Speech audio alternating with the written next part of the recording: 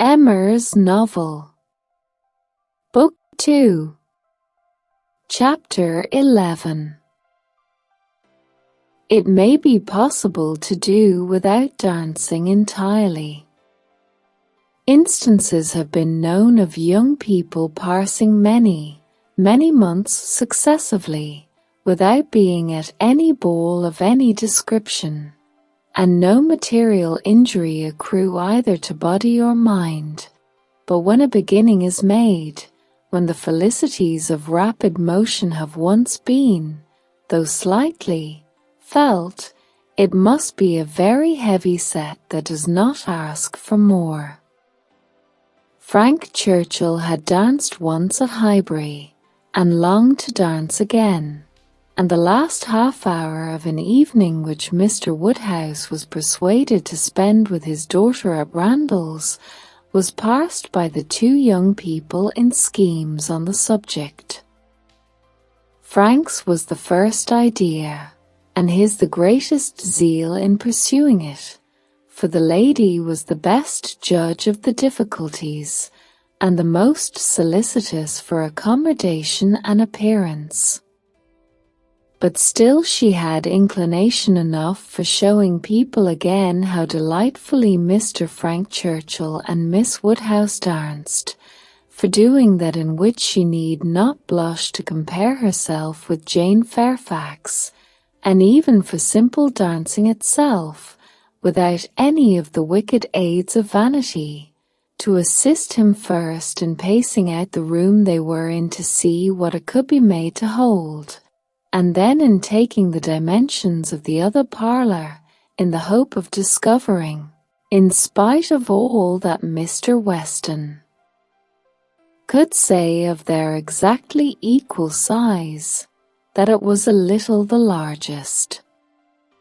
His first proposition and request, that the dance begun at Mr. Cole's should be finished there, that the same party should be collected, and the same musician engaged, met with the readiest acquiescence.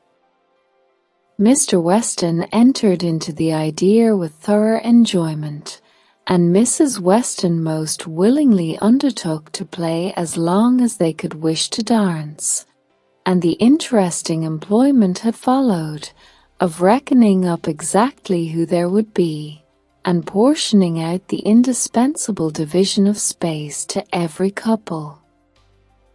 You and Miss Smith and Miss Fairfax will be 3, and the 2 Miss Coxes 5, had been repeated many times over. And there will be the 2 Gilberts, young Cox, my father, and myself, besides Mr. Knightley. Yes, that will be quite enough for pleasure. You and Miss Smith and Miss Fairfax will be 3, and the 2 Miss Coxes 5, and for 5 couple there will be plenty of room. But soon it came to be on one side. But will there be good room for 5 couple? I really do not think there will. On another. And after all, 5 couple are not enough to make it worth while to stand up. 5 couple are nothing, when one thinks seriously about it. It will not do to invite 5 couple. It can be allowable only as the thought of the moment. Somebody said that Miss Gilbert was expected at her brother's, and must be invited with the rest. Somebody else believed Mrs. Gilbert would have danced the other evening, if she had been asked. A word was put in for a second young Cox, and at last, Mr. Weston naming one family of cousins who must be included, and another of very old acquaintance who could not be left out, it became a certainty that the 5 couple would be at least 10. and a very interesting speculation in what possible manner they could be disposed of. The doors of the two rooms were just opposite each other. Might not they use both rooms and dance across the passage? It seemed the best scheme, and yet it was not so good but that many of them wanted a better. Emma said it would be awkward. Mrs. Weston was in distress about the supper, and Mr. Woodhouse opposed it earnestly on the score of health. It made him so very unhappy, indeed, that it could not be persevered in. No, said he, it would be the extreme of imprudence. I could not bear it for Emma. Emma is not strong. She would catch a dreadful cold. So would poor little Harriet. So you would all. Mrs. Weston, you would be quite laid up. Do not let them talk of such a wild thing. Pray do not let them talk of it. That young man, speaking lower, is very thoughtless. Do not tell his father, but that young man is not quite the thing. He has been opening the doors very often this evening, and keeping them open very inconsiderately. He does not think of the draught. I do not mean to set you against him, but indeed he is not quite the thing. Mrs. Weston was sorry for such a charge. She knew the importance of it, and said everything in her power to do it away. Every door was now closed, the passage plan given up, and the first scheme of dancing only in the room they were in resorted to again, and with such goodwill on Frank Churchill's part, that the space which a quarter of an hour before had been deemed barely sufficient for 5 couple, was now endeavoured to be made out quite enough for 10. We were too magnificent, said he. We allowed unnecessary room. 10 couple may stand here very well. Emma demurred. It would be a crowd, a sad crowd, and what could be worse than dancing without space to turn in? Very true, he gravely replied. It was very bad. But still he went on measuring, and still he ended with, I think there will be very tolerable room for 10 couple. No, no, said she, you are quite unreasonable. It would be dreadful to be standing so close. Nothing can be farther from pleasure than to be dancing in a crowd, and a crowd in a little room. There is no denying it, he replied. I agree with you exactly. A crowd in a little room. Miss Woodhouse, you have the art of giving pictures in a few words. Exquisite, quite exquisite. Still, however, having proceeded so far, one is unwilling to give the matter up. It would be a disappointment to my father, and altogether, I do not know that. I am rather of opinion that 10 couple might stand here very well. Emma perceived that the nature of his gallantry was a little self-willed, and that he would rather oppose than lose the pleasure of dancing with her, but she took the compliment, and forgave the rest. Had she intended ever to marry him, It might have been worthwhile to pause and consider, and try to understand the value of his preference and the character of his temper, but for all the purposes of their acquaintance, he was quite amiable enough. Before the middle of the next day, he was at Hartfield, and he entered the room with such an agreeable smile as certified the continuance of the scheme. It soon appeared that he came to announce an improvement.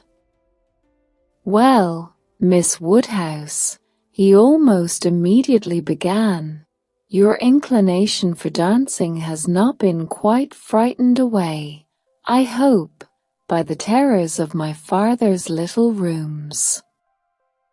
I bring a new proposal on the subject, a thought of my father's, which waits only your approbation to be acted upon.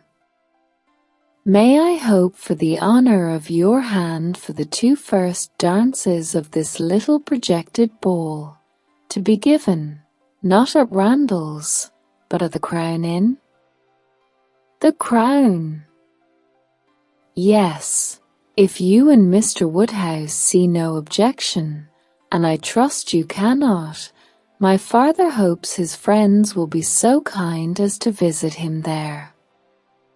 Better accommodations, he can promise them, and not a less grateful welcome than at Randall's. It is his own idea. Mrs. Weston sees no objection to it, provided you are satisfied. This is what we all feel. You were perfectly right. 10 couple, in either of the Randalls' rooms, would have been insufferable. Dreadful.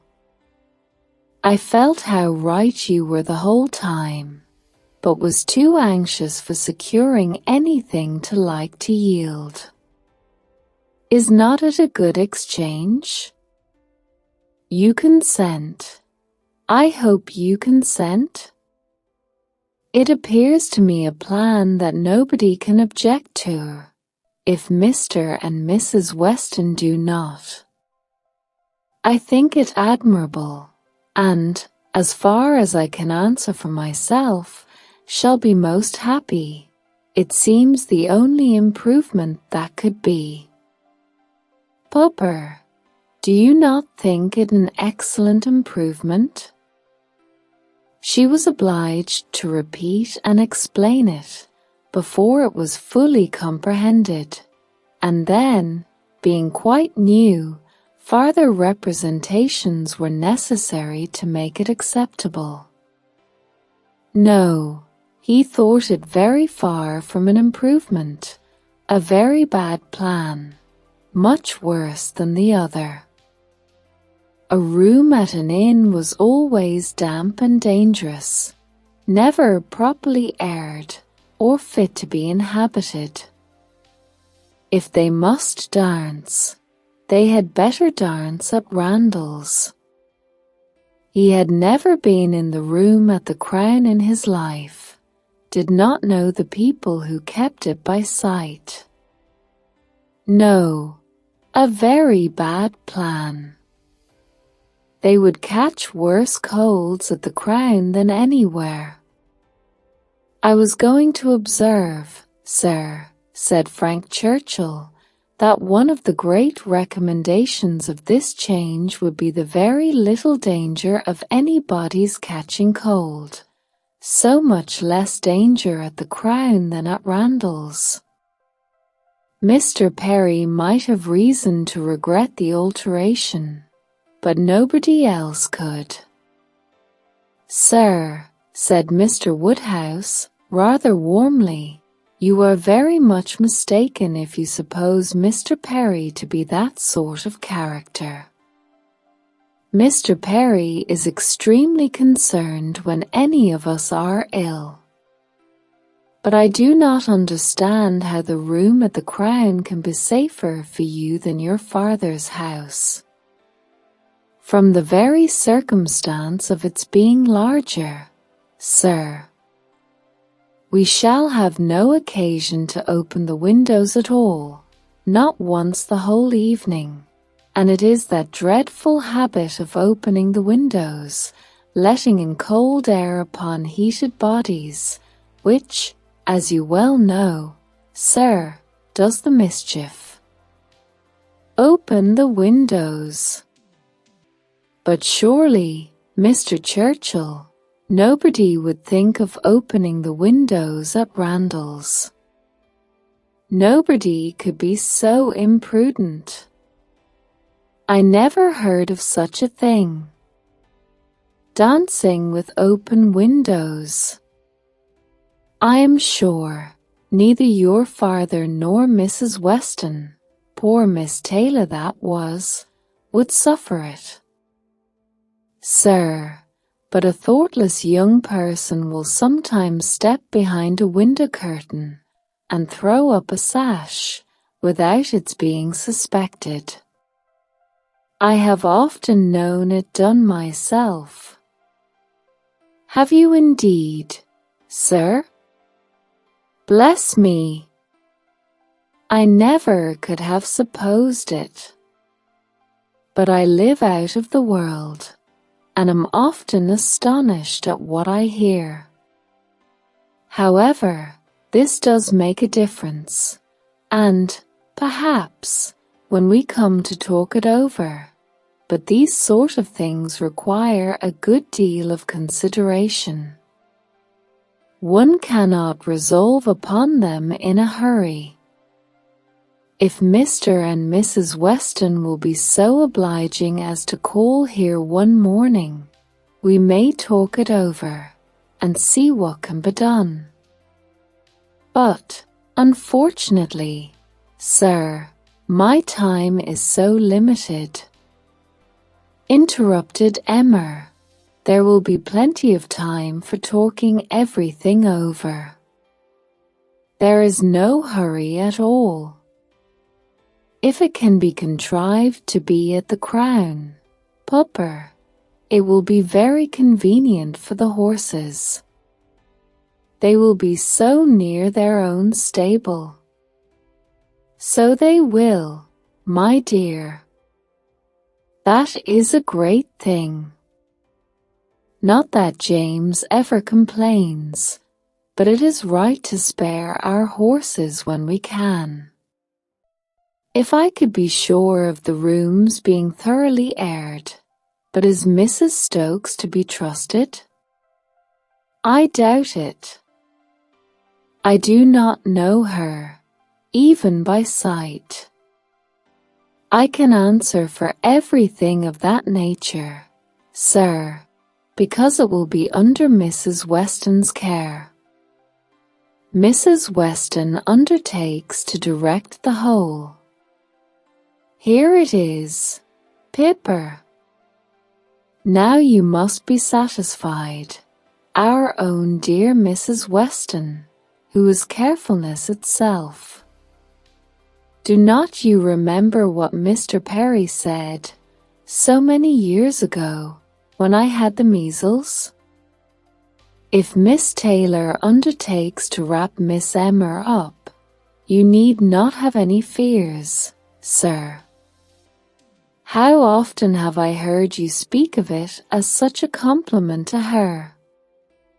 Yes, very true. Mr. Perry did say so. I shall never forget it. Poor little Emma. You were very bad with the measles. That is, you would have been very bad, but for Perry's great attention. He came 4 times a day for a week. He said, from the first, it was a very good sort, which was our great comfort, but the measles are a dreadful complaint.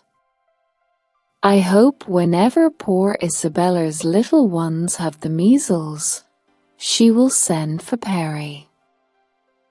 My father and Mrs. Weston are at the Crown at this moment, said Frank Churchill, examining the capabilities of the house. I left them there and came on to Hartfield, impatient for your opinion, and hoping you might be persuaded to join them and give your advice on the spot. I was desired to say so from both. It would be the greatest pleasure to them, if you could allow me to attend you there. They can do nothing satisfactorily without you. Emma was most happy to be called to such a council, and her father, engaging to think it all over while she was gone, the two young people set off together without delay for the Crown. There were Mr. and Mrs. Weston, delighted to see her and receive her approbation, very busy and very happy in their different way, she in some little distress, and he finding everything perfect. Emma, said she, this paper is worse than I expected. Look. In places you see it is dreadfully dirty, and the wainscot is more yellow and forlorn than anything I could have imagined. My dear, you are too particular, said her husband. What does all that signify? You will see nothing of it by candlelight. It will be as clean as Randall's by candlelight. We never see anything of it on our club nights. The ladies here probably exchanged looks which meant, men never know when things are dirty or not, and the gentlemen perhaps thought each to himself, women will have their little nonsenses and needless cares. One perplexity, however, arose, which the gentleman did not disdain. It regarded a supper-room. At the time of the ballrooms being built, suppers had not been in question, and a small card-room adjoining was the only addition. What was to be done? This card-room would be wanted as a card-room now, or, if cards were conveniently voted unnecessary by their selves, still was it not too small for any comfortable supper? Another room of much better size might be secured for the purpose, but it was at the other end of the house, and a long awkward passage must be gone through to get at it. This made a difficulty. Mrs. Weston was afraid of draughts for the young people in that passage, and neither Emma nor the gentleman could tolerate the prospect of being miserably crowded at supper. Mrs. Weston proposed having no regular supper, merely sandwiches and set out in the little room, but that was scouted as a wretched suggestion. A private dance, without sitting down to supper, was pronounced an infamous fraud upon the rights of men and women, and Mrs. Weston must not speak of it again. She then took another line of expediency, and looking into the doubtful room, observed, I do not think it is so very small. We shall not be many, you know.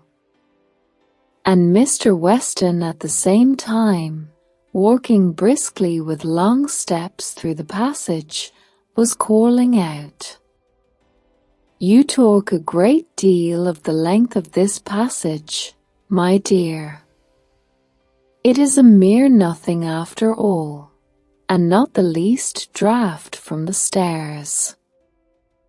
I wish, said Mrs. Weston, one could know which arrangement our guests in general would like best. To do what would be most generally pleasing must be our object, if one could but tell what that would be. Yes, very true, cried Frank, very true. You want your neighbors' opinions. I do not wonder at you.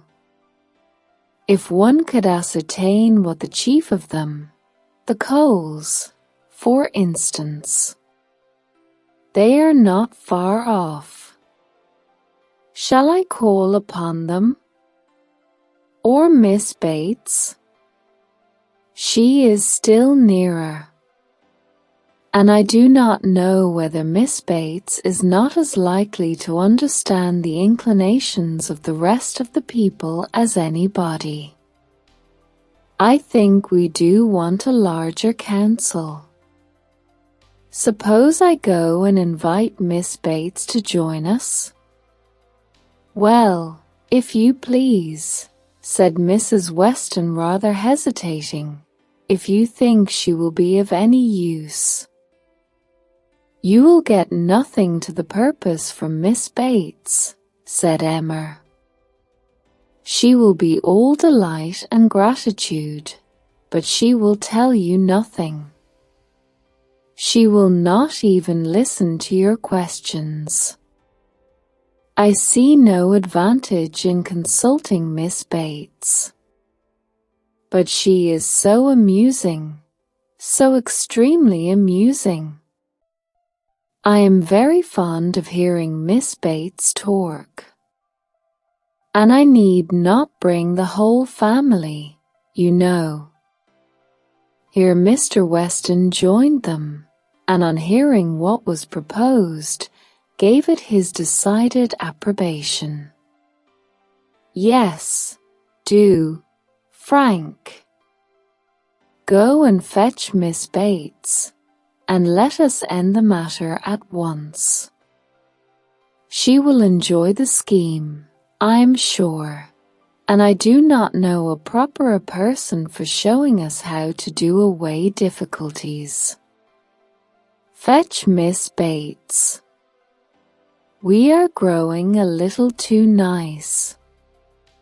She is a standing lesson of how to be happy. But fetch them both. Invite them both. Both, sir. Can the old lady? The old lady. No, the young lady, to be sure. I shall think you a great blockhead, Frank, if you bring the aunt without the niece. I beg your pardon, sir. I did not immediately recollect. Undoubtedly, if you wish it, I will endeavour to persuade them both. And away he ran.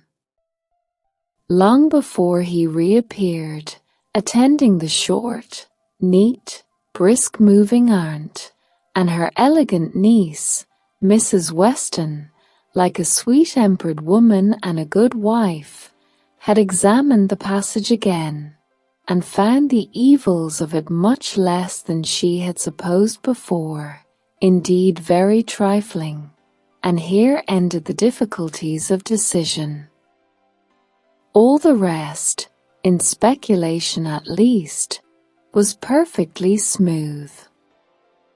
All the minor arrangements of table and chair, lights and music, tea and supper, made themselves, or were left as mere trifles to be settled at any time between Mrs. Weston and Mrs. Stokes. Everybody invited was certainly to come. Frank had already written to Enscombe to propose staying a few days beyond his fortnight, which could not possibly be refused. And a delightful dance it was to be. Most cordially, when Miss Bates arrived, did she agree that it must. As a counsellor she was not wanted, but as an approver, a much safer character, she was truly welcome. Her approbation, at once general and minute, warm and incessant, could not but please, and for another half-hour they were all walking to and fro, between the different rooms, some suggesting, some attending, and all in happy enjoyment of the future. The party did not break up without Emma's being positively secured for the 2 first dances by the hero of the evening, nor without her overhearing Mr. Weston whisper to his wife, "He has asked her, my dear." "That's right. I knew he would,"